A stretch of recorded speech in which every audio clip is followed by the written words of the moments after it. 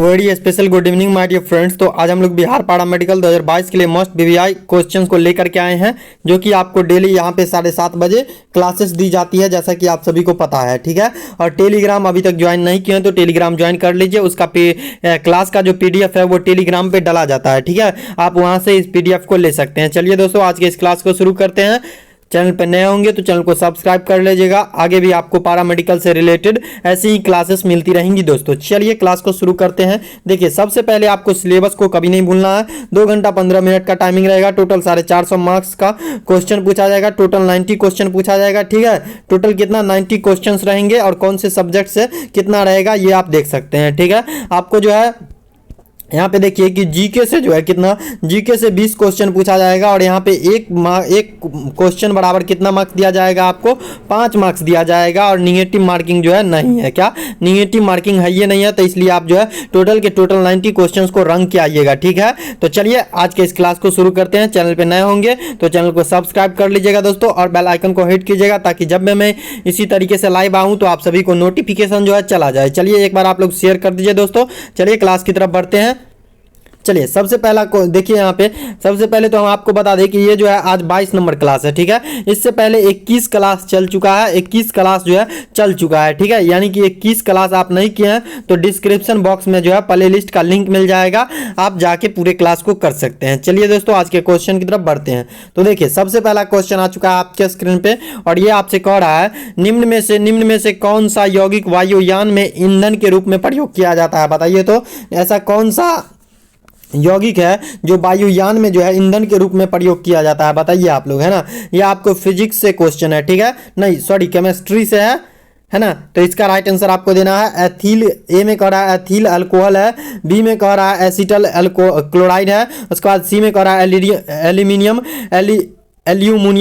Aluminium है ना, aluminium carbide है, और उसके बाद मैथिल अल्कोहल है। बताइए तो किसका उपयोग किया जाता है वायुयान में जो है ईंधन के रूप में, किसका उपयोग किया जाता है ना। तो इसका जो भी लोग कह रहे हैं कि सर एथिल अल्कोहल का उपयोग किया जाता है ईंधन के रूप में, तो उन सभी का बिल्कुल राइट है दोस्तों। चलिए, यानी कि ए नंबर ऑप्शन जो भी लोग टिक कर रहे हैं, यानी कि ए नंबर ऑप्शन जो भी लोग टिक कर रहे हैं ना डियर फ्रेंड्स, उन सभी का ए नंबर राइट ऑप्शन है ना। प्रियंका कुमारी, ताजवाली, निशा यादव, ताजवाली, है ना, ये सभी लोग का राइट आंसर आ रहा है। गेमर, कौन गेमर है भाई? ये सभी लोग का राइट आंसर आ रहा है। चलिए, नीलम कुमारी, है ना, और भी बहुत सारे लोग जुड़ रहे हैं। एक बार आप लोग शेयर कर दीजिएगा, है ना, शेयर कर दीजिए आप लोग एक बार। चलिए क्लास को अगला क्वेश्चन की तरफ बढ़ते हैं।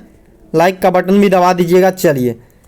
चलिए यहाँ पे आ चुका है। अब 2 नंबर क्वेश्चन आपसे कह रहा है, ऊन के बदले में प्रयुक्त होने वाला बहुलक तंतु जो कृत्रिम कंबल और स्वेटर आदि बनाने में काम आता है, क्या है? बताइए तो ऊन के बदले, ऊन जो मतलब भेड़ के द्वारा जो ऊन बनाया जाता था ना, भेड़ के बदले में प्रयुक्त होने वाला बहुलक यानी कि पॉलीमर तंतु जो कृत्रिम कंबल यानी आर्टिफिशियल कंबल जो बनाया जाता है, आर्टिफिशियल स्वेटर जो बनाया जाता है आदि बनाने में जो है काम आता है, क्या है वो? क्या है ना। भेड़ वाला कंबल नहीं, ठीक है, और भेड़ वाला स्वेटर नहीं, यानी कि कृत्रिम कंबल और कृत्रिम यानी आर्टिफिशियल कंबल और आर्टिफिशियल स्वेटर को बनाने के लिए किसका उपयोग किया जाता है, ये आपसे पूछ रहा है ना। तो इसका राइट आंसर आप लोग को देना है डियर फ्रेंड्स। तो देखिए, इसका राइट आंसर ए नंबर में कह रहा है नायलॉन है। नायलॉन का उपयोग किया जाता है आर्टिफिशियल कंबल और स्वेटर बनाने में।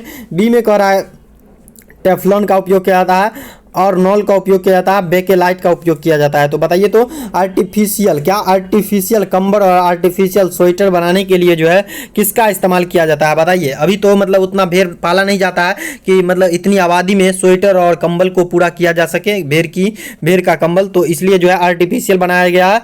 तो इसका राइट आंसर दीजिए, आर्टिफिशियल किसके द्वारा बनाया जाता है ना, किसके, यानी आर्टिफिशियल कंबल और स्वेटर बनाने में किसका उपयोग यानी कि काम आता है, क्या काम आता है, ये आपसे पूछ रहा है ना। तो देखिए, यहाँ पे जो भी लोग कह रहे हैं कि सर इसका राइट आंसर तो हो जाएगा आर्लॉन, क्या आर्लॉन जो भी लोग टिक कर रहे हैं, यानी कि सी नंबर ऑप्शन जो भी लोग टिक कर रहे हैं उन सभी का बिल्कुल राइट है दोस्तों। देखिए, यहाँ पे सी नंबर ऑप्शन जो भी लोग टिक कर रहे हैं उन सभी को 5 नंबर मिल चुका है दोस्तों। देखिए, यहाँ पे कह रहा है आर्लॉन, क्या हो जाएगा, कृत्रिम कंबल एवं स्वेटर आदि बनाने में किसका काम आता है? तो आर्लॉन का काम आता है। ये चीज आप लोग याद रखिएगा, ठीक है।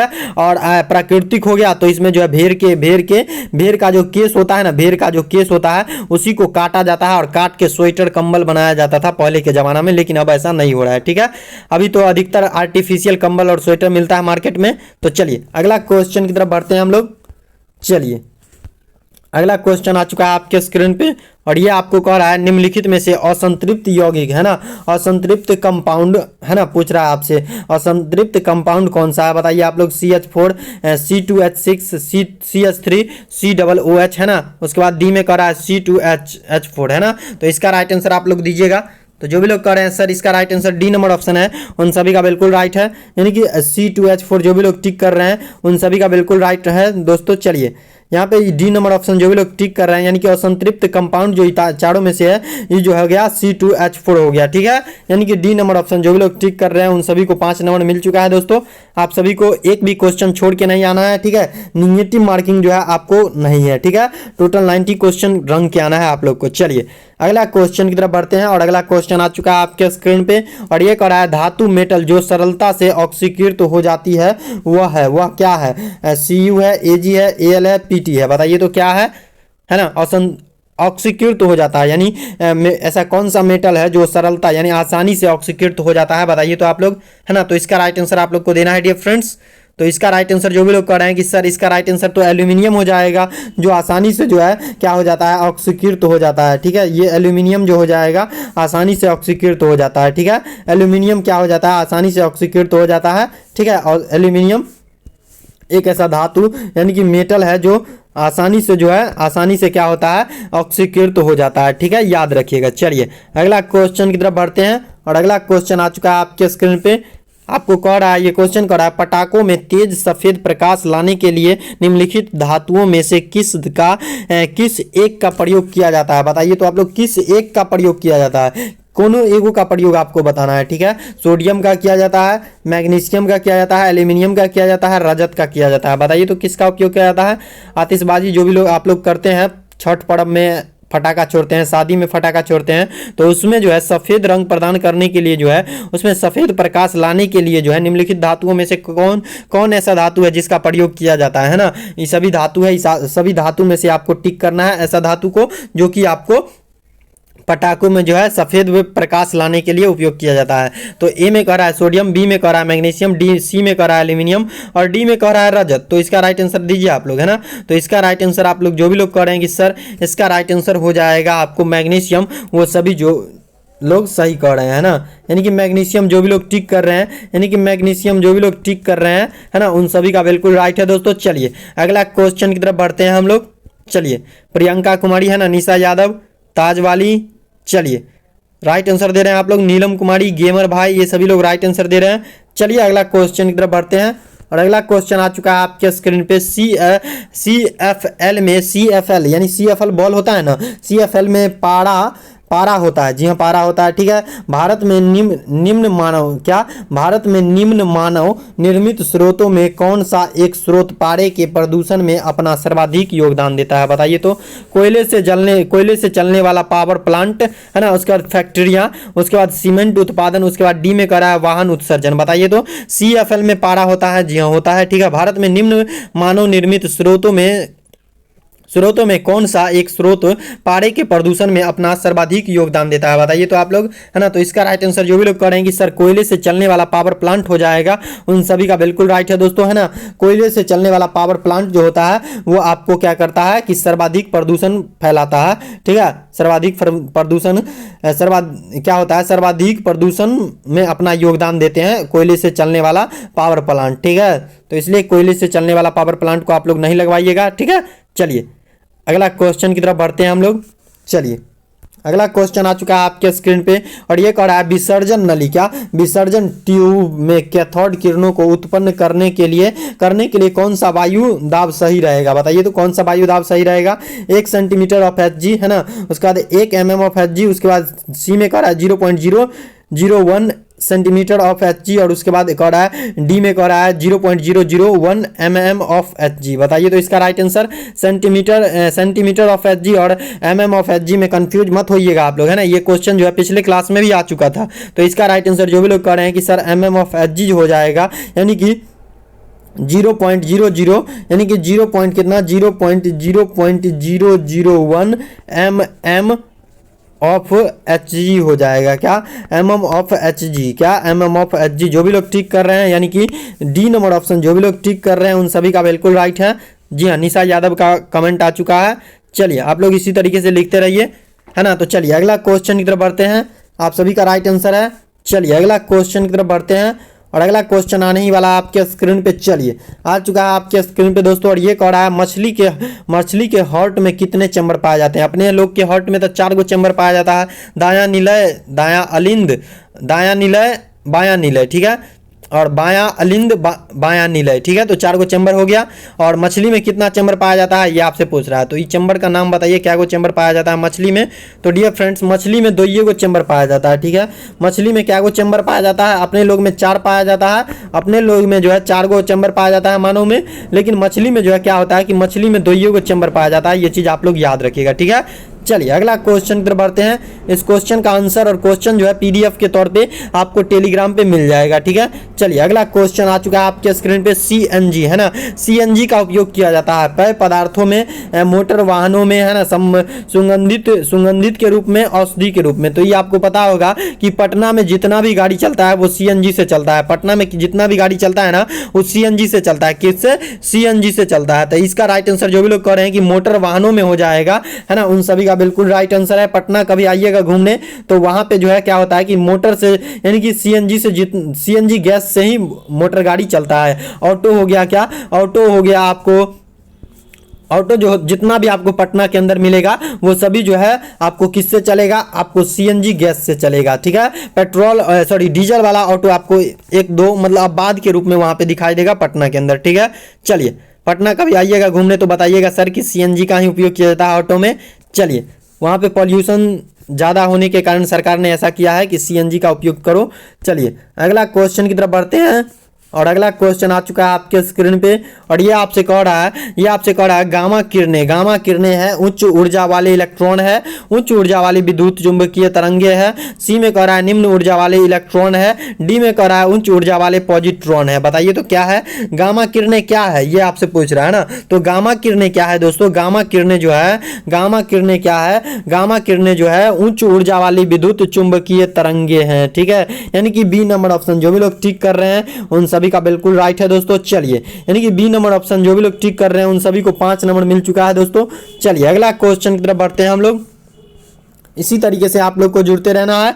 डेली 7:30 बजे आपको क्लासेस दी जाती है ना। और 11 नंबर क्वेश्चन आ चुका है आपके स्क्रीन पे, इसका जवाब देना है आप लोग को।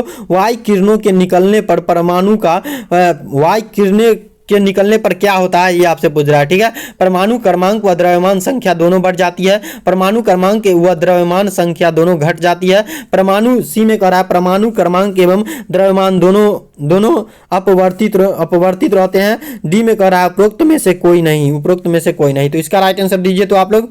तो माय डियर फ्रेंड्स इसका राइट आंसर जो भी लोग कह रहे हैं कि सर इसमें गामा किरणें के निकलने पर जो है परमाणु क्रमांक व द्रव्यमान संख्या दोनों अपवर्तित हो जाता है, उन सभी का बिल्कुल राइट है। यानी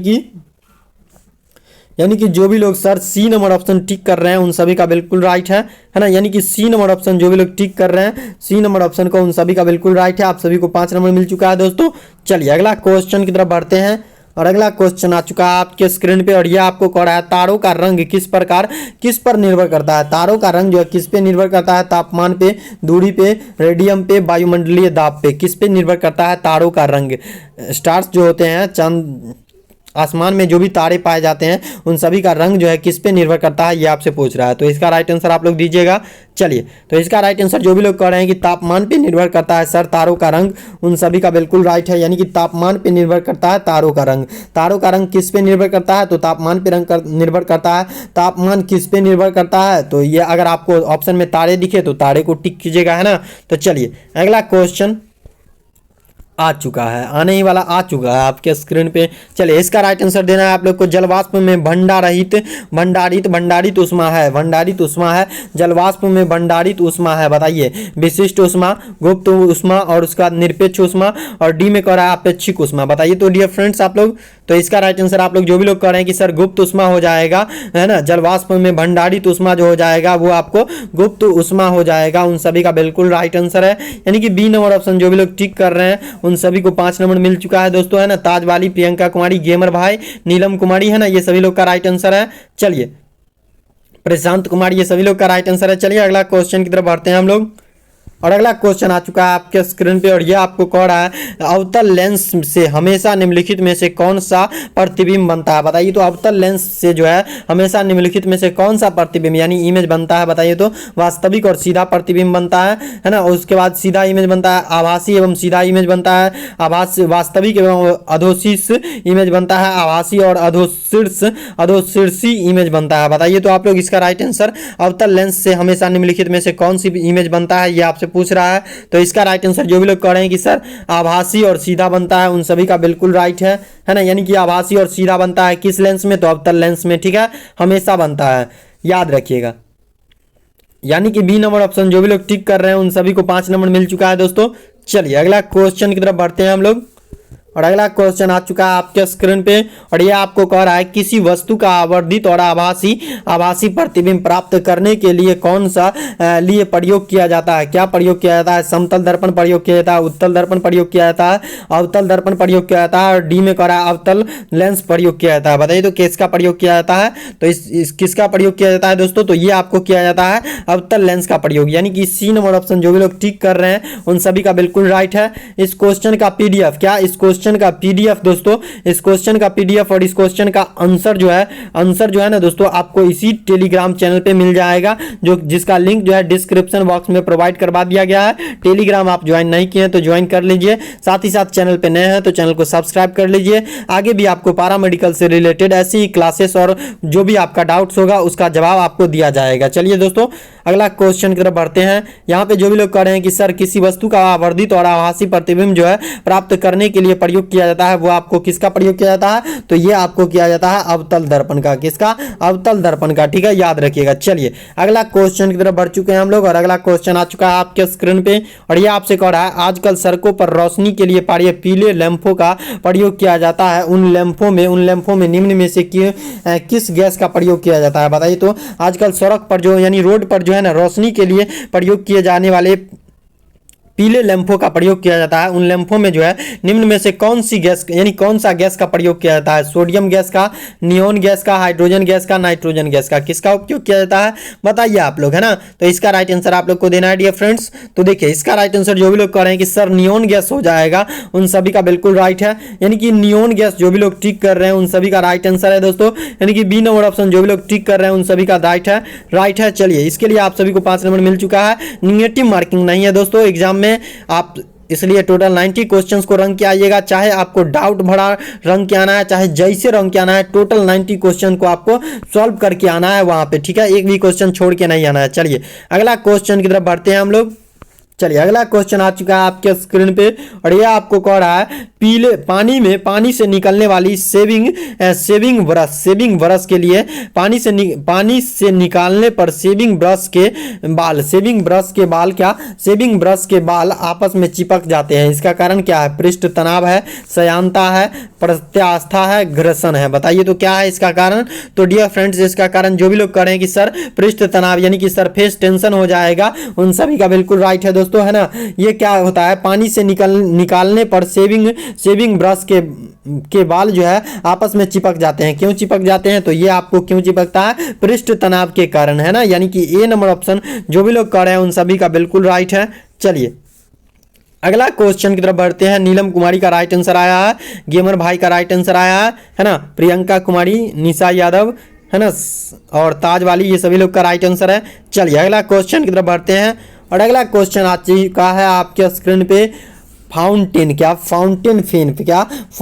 फेन किस सिद्धांत पर कार्य करता है, बताइए। तो द्रव का उच्च से निम्न विभव की ओर प्रवाह और केशिका क्रिया, उसके बाद बर्नौली का सिद्धांत, उसके बाद द्रव्य की श्यानता, बताइए। तो फाउंटेन पेन किस सिद्धांत पर कार्य करता है, बताइए आप लोग। फाउंटेन पेन जो होता है वो किस सिद्धांत पर कार्य करता है, ये आपसे पूछ रहा है 18 नंबर क्वेश्चन। तो इसका जवाब देना है। तो ये जो किया जाता है दोस्तों केशिका क्रिया के द्वारा जो है फाउंटेन पेन जो है केशिका क्रिया सिद्धांत पे जो है फाउंटेन पेन जो है काम करता है। ठीक है, किस पे? फाउंटेन पेन जो काम करता है वो आपको केशिका क्रिया के सिद्धांत पर काम करता है, यानी कि बी नंबर ऑप्शन जो भी लोग टिक कर रहे हैं उन सभी का बिल्कुल राइट है दोस्तों। चलिए अगला क्वेश्चन की तरफ बढ़ते हैं हम लोग। चलिए अगला क्वेश्चन आ चुका है आपके स्क्रीन पे और ये आपको कह रहा है कोई पिंड उष्मा का सबसे अधिक अवशोषण तब करता है जब वह क्या होता है? काला एवं खुरदरा होता है, काला और समिग्र होता है, सफेद एवं खुरदरा होता है, उसके बाद सफेद और समिग्र होता है, मसृण होता है। तो इसका राइट आंसर आप लोग को देना है। तो कोई भी पिंड जो है उष्मा का सबसे अधिक अवशोषण तब करता है जब वह क्या होता है जब वह उष्मा का अवशोषण करता है। ठीक है, तो इसका राइट आंसर देना है आप लोग को। तो जो भी लोग कह रहे हैं काला कपड़ा जो है, काला और खुरदुरा जो है ना, उष्मा का जो है सबसे अधिक अवशोषण करता है। क्या अवशोषण करता है? काला और खुरदुरा। ठीक है, तो इसका राइट आंसर जो भी लोग कह रहे हैं कि सर ए नंबर हो जाएगा, उन सभी का बिल्कुल राइट है। आप सभी को 5 नंबर मिल चुका है दोस्तों। चलिए अगला क्वेश्चन की तरफ बढ़ते हैं और अगला क्वेश्चन आ चुका है आपके स्क्रीन पे और यह आपको कह रहा है रॉकेट की गति पर निम्नलिखित में से कौन सा संरक्षण सिद्धांत लागू होता है? बताइए तो। द्रव्यमान का संरक्षण, आवेश का संरक्षण, संवेग संरक्षण और सी डी में कह रहा है ऊर्जा का संरक्षण। बताइए तो किसका संरक्षण? रॉकेट की गति पर निम्नलिखित में से कौन सा संरक्षण सिद्धांत लागू होता है? बताइए आप लोग, है ना। तो रॉकेट की गति पे जो हो जाएगा संवेग संरक्षण का सिद्धांत काम करता है। ठीक है, संवेग संरक्षण का सिद्धांत जो कार्य करता है यह आपको रॉकेट की गति पर निम्नलिखित में से कौन सा संरक्षण सिद्धांत काम करता है? तो ये संवेग संरक्षण हो जाएगा। ऊर्जा संरक्षण नहीं होगा, द्रव्यमान संरक्षण नहीं होगा, आवेश संरक्षण नहीं होगा, क्या हो जाएगा? संवेग संरक्षण हो जाएगा। यानी कि सी नंबर ऑप्शन जो भी लोग टिक कर रहे हैं उन सभी को दोस्तों 5 नंबर मिल चुका है। चलिए अगला क्वेश्चन की तरफ बढ़ते हैं हम लोग और अगला क्वेश्चन आ चुका है आपके स्क्रीन पे और यह आपको कह रहा है एक गोली टकराती है और एक अनुप्रस्थ घर्षण रहित मेज पर पड़े एक ठोस ब्लॉक में धंस जाती है। इस प्रक्रिया में कौन सी राशि सुरक्षित रहती है? इस प्रक्रिया में जो है कौन सी राशि सुरक्षित रहती है? ठीक है, तो आपको ऑप्शन कह रहा है संवेग और गतिज ऊर्जा सुरक्षित रहता है, केवल संवेग जो ऊर्जा जो है संरक्षित रहता है, केवल गतिज ऊर्जा संरक्षित रहता है। ठीक है, न डी में कह रहा है न संवेग और न ही गतिज ऊर्जा संरक्षित रहता है। लेकिन होता क्या है बताइए, एक्चुअली होता क्या है? तो ये जो होता है केवल संवेग जो है संरक्षित रहता है। क्या केवल संवेग जो है सुरक्षित रहते हैं? क्या रहते हैं? केवल संवेग जो है यही केवल सुरक्षित रहते हैं। यानी कि बी नंबर ऑप्शन जो भी लोग टिक कर रहे हैं उन सभी का बिल्कुल राइट है। आप सभी को 5 नंबर मिल चुका है दोस्तों। चलिए अगला क्वेश्चन की तरफ बढ़ते हैं और अगला क्वेश्चन आ चुका है आपके स्क्रीन पे और ये आपको कह रहा है तरल से भरे हुए बीकर का तल किस कारण से कुछ ऊपर उठा हुआ दिखाई देता है? बताइए तो। परावर्तन कारण, अपवर्तन के कारण, वैतीकरण के कारण, वितरण के कारण, है ना। तो बी में कह रहा है, इसका राइट आंसर आप लोग को देना है डियर फ्रेंड्स। तो इसका राइट आंसर जो भी लोग कह रहे हैं बी में कह रहा है अपवर्तन जो भी लोग टिक कर रहे हैं उन सभी का बिल्कुल राइट है दोस्तों, है ना। यानी कि अपवर्तन को जो भी लोग टिक कर रहे हैं उन सभी का बिल्कुल राइट है। चलिए आज का अगला क्वेश्चन की तरफ बढ़ते हैं। यानी कि बी नंबर ऑप्शन जो भी लोग टिक कर रहे हैं उन सभी को 5 नंबर मिल चुका है दोस्तों। चलिए अगला क्वेश्चन की तरफ बढ़ते हैं हम लोग। चलिए अगला क्वेश्चन आ चुका है। इस क्लास का पीडीएफ जो है दोस्तों, इस क्लास का पीडीएफ जो है आपको टेलीग्राम पे डाल दिया गया है जिसका नाम रिप्लिकेशन ऑफ मनु है और इसका आंसर भी जो है टेलीग्राम पे डल चुका है। साथ ही साथ पीडीएफ के नीचे जो है आंसर होगा, आप लोग मिला लीजिएगा। ठीक है, तो चलिए, और चैनल पे नए होंगे तो चैनल को सब्सक्राइब कर लीजिएगा। चलिए अगला क्वेश्चन का जवाब आप लोग को देना है। यह आपको कह रहा है सूर्य की किरणें किस प्रक्रिया द्वारा पृथ्वी पर पहुंचती है? बताइए आप लोग। विकिरण के कारण, चालन के द्वारा, संवहन के कारण, विसरण के द्वारा। ठीक है, किस प्रक्रिया के द्वारा सूरज का जो है किरण जो है पृथ्वी पर पड़ती है ना, कौन सी प्रक्रिया के द्वारा? बताइए आप लोग। तो इसका राइट आंसर जो भी लोग कह रहे हैं सर विकिरण हो जाएगा ना। विकिरण प्रक्रिया के द्वारा जो है सूर्य की किरण जो है पृथ्वी पर पहुंचती है। ठीक है, कौन सी क्रिया? तब विकिरण क्रिया। यानी कि ए नंबर ऑप्शन जो भी लोग टिक कर रहे हैं उन सभी का बिल्कुल राइट है दोस्तों। आप सभी को 5 नंबर मिल चुका है ए नंबर ऑप्शन के लिए। चलिए अगला क्वेश्चन की तरफ बढ़ते हैं और अगला क्वेश्चन आ चुका है आपके स्क्रीन पे और ये आपको कह रहा है एक्सरे की खोज किसने की थी? बताइए तो। एक्सरे टेक्नीशियन जो भी लोग करना चाहते हैं वो सभी 100% सही जवाब देंगे। चलिए, तो इसका राइट आंसर जो भी लोग कह रहे हैं कि सर रोन्टेजन साहब ने किए थे एक्सरे की खोज, एक्सरे के खोज कौन किए थे? तो रोन्टेन साहब, यानी कि बी नंबर ऑप्शन जो भी लोग ठीक कर रहे हैं वो सभी का राइट आंसर है। आप सभी को 5 नंबर मिल चुका है। आपको एक्सरे टेक्नीशियन बनने से कोई रोक नहीं सकता है दोस्तों। चलिए अगला क्वेश्चन की तरफ बढ़ते हैं। अगर आप एक्सरे करना चाहते हैं, एक्सरे टेक्नीशियन बनना चाहते हैं तो आपको कोई नहीं रोक सकता है। चलिए अगला क्वेश्चन की तरफ बढ़ते हैं और अगला क्वेश्चन आ चुका है आपके स्क्रीन पे और सबसे लास्ट क्वेश्चन है। कह रहा है 25 नंबर कह रहा है, एक मकान की छत से भूमि की ओर एक पत्थर गिराया जाता है। ठीक है, एक मकान की छत से भूमि की ओर यानी जमीन की ओर जो है एक पत्थर गिराया जाता है। उस पत्थर की गतिज ऊर्जा यानी कि काइनेटिक एनर्जी अधिकतम कब होगी? अधिकतम कब होगी बताइए? तो उसे गिरने के तुरंत बाद होगी, उसके आधी दूरी तक पहुंचने के बाद हो जाएगा, है ना, भूमि पर पहुंचने के ठीक पहले हो जाएगा, भूमि पर पहुंचने के बाद हो जाएगा। बताइए तो अधिकतम काइनेटिक एनर्जी उसका कब हो जाएगा? बताइए, है ना। तो इसका राइट आंसर आप लोग को देना है। तो देखिए ये जो हो जाएगा दोस्तों, ये आपको कब हो जाएगा? ये हो जाएगा आपको भूमि पर पहुंचने से भूमि पर पहुंचने के ठीक पहले जो है इसका जो है गतिज ऊर्जा, उस पत्थर की गतिज ऊर्जा जो है अधिकतम हो जाएगी। ठीक है, यानी कि सी नंबर ऑप्शन जो भी लोग टिक कर रहे हैं उन सभी का बिल्कुल राइट आंसर है दोस्तों। चलिए आज के लिए इतना ही रखते हैं दोस्तों। Best of luck. और ये रहा आप सभी का आंसर जो है, आप सभी का आज का क्लास का जो आंसर है ये रहा दोस्तों। आप लोग मिला सकते हैं। ठीक है, आप लोग मिला सकते हैं दोस्तों।